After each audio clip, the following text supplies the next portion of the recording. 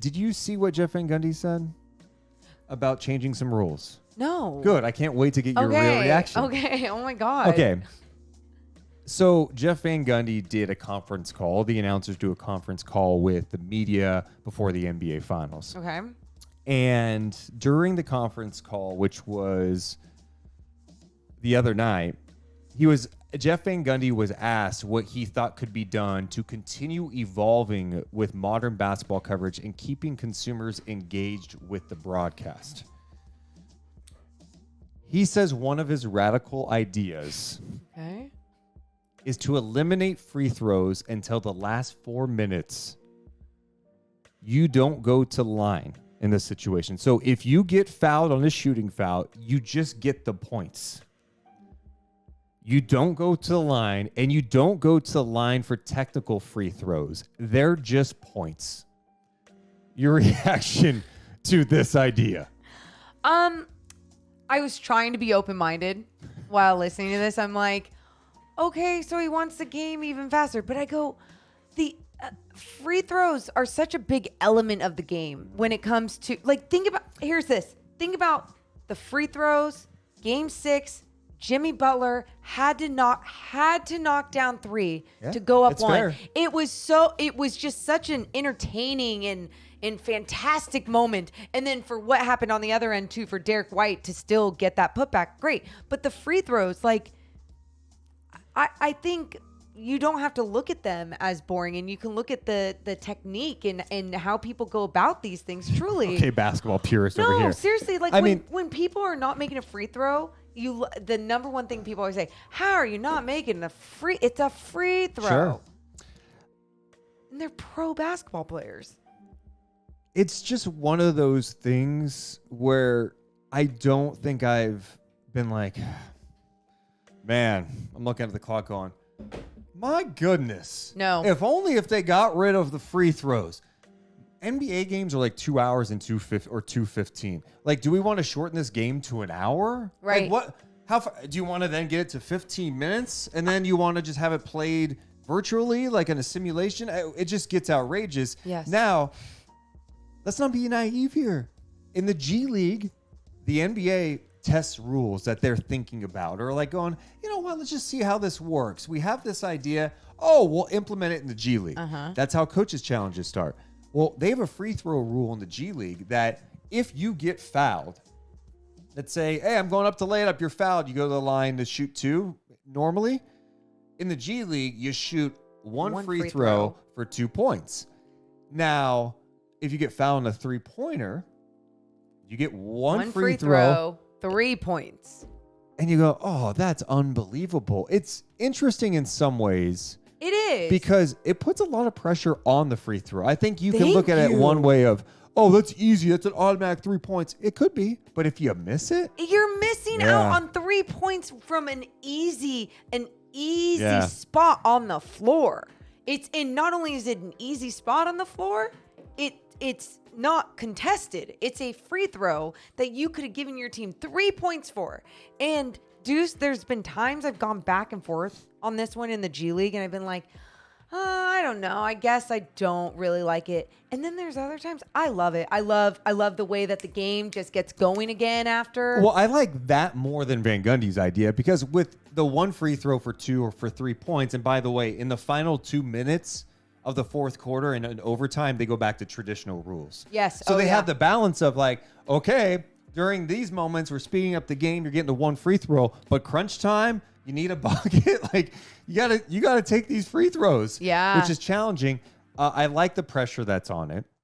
It does make the game a little faster. It does. But at the same time, I just don't think the game of basketball that needs that many tweaks. It's a fast game. It's more fast-paced than ever. I think some people wish they had shorter timeouts. I don't think they're that long. They are longer in the playoffs, but I'm also fine with that because I want the guys getting rest. I just don't think the game length is an issue in this present time with the NBA. No, I agree.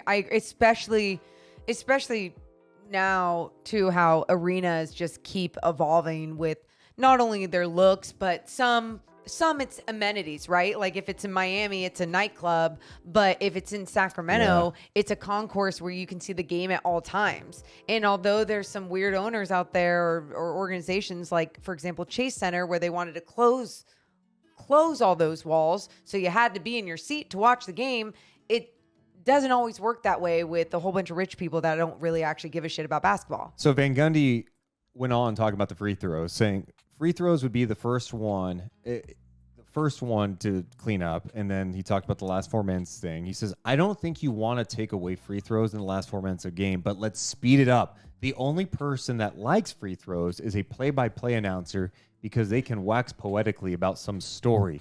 It's the extra point of the NBA. It serves no rational, reasonable purpose.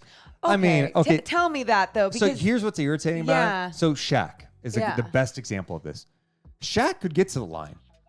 Shaq was a terrible free throw shooter. Correct. So every time Shaq or every time Giannis gets fouled, we're talking about all these guys with double-digit free throws, you're just going to put 2 on the board? It's just one of those things that doesn't take that much time that we need to alter it. Don't you think, like, I don't know, as humans, we've always had fun watching a competition being played where it's like, whether, for example, darts, when someone hits not a hole in one, what is it, a bullseye? A bullseye. When you throw a dart and you go, hole in one. And like it's social, people are watching it, and then it happens and it's exciting. It's like, whoa, how close can you get? With the free throw, it's just like, hey, it's fun when the ball goes in, but it's also fun when they're missing the shot. Like I remember when Shaq would miss and what it would do. Oh my God, you think about all these arenas now and they do miss 2 free throws and free cookies. Yeah, crumble cookies if you miss 2 in a row. Yes. Oh, I think the Aces are doing free slice if they miss twice or something. They have some pizza. I love it. Right? That's a great one. Thank you. Well, I didn't do it. But yeah, I don't know why you thanked me for that. Thank you. Yeah, I just think it's one of those ideas that Van Gundy didn't think all the way through. And I think he's an old curmudgeon now. And I like him. I'm not taking anything away from him. I like listening to him. Although I just think as he gets older, he gets grumpier and he complains more. Oh, he complains a lot. Like, this is such an old man. Like, I could just see him in the middle of a game looking at his clock. I just want to get home. And it's like, if that is how you feel, if you're not enjoying it, get out of the way and let somebody else take that gig. I want someone that loves the game passionate about the game that is being played. You cannot like certain things, but there's times that Jeff Van Gundy does not feel like there's any joy in anything that he's watching. Like and then he's vocal about it too. I will say this: the one thing he mentioned about how play-by-play announcers like free throws because they could tell some story or whatever. I'll be honest. Yeah. I know. Because I think it's not because I want to talk during a free throw. It's because you want to relay some cool information to the audience and tell the story of these players and celebrate their journeys and where they've come or what's going on in their careers. You don't get that. That's the only stoppage of play you really get. And it's changed things for me in the G League with the one free throw. I don't get those stories in as often. Well, I don't. Not only have I noticed like this last season, you couldn't get those stories in as often. The game, the pace has changed not completely, but it has just gotten even faster, right? So even the one free throw, the pace was already changed the first couple of years you were calling games in the G League. But this last year, I remember seeing the charts that you created with all these great stories and angles for these guys and the way they grew up. And it was like, that's not the purpose right now.